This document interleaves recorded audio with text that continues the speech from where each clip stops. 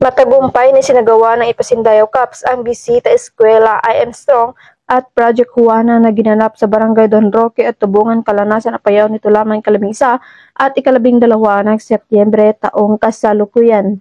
Ayon kay Police Colonel Jefferson P. Carriaga, Provincial Director ng Apayao Police Provincial Office, naging matagumpay ang aktibidad ng Ipasindayaw Cups na pinangunahan ng Provincial Community Affairs and Development Unit katuwang ang Provincial Local Government of Apayao na nilukan ng mga barangay officials, BIPATs, residente at mga estudyante sa nasabing lugar.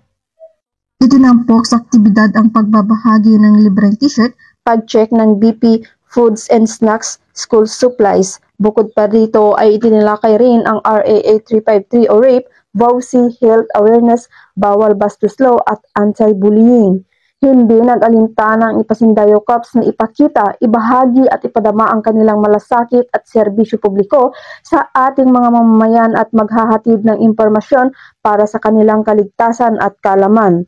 Katuwang ang pamahalaan, ang pambansang pulisya ay tuloy-tuloy sa pagsasagawa ng mga proyekto at aktibidad na tutulong sa mamamayan saan man upang tuldukan ang paglaganap ng krimen sa kanilang nasasakupan.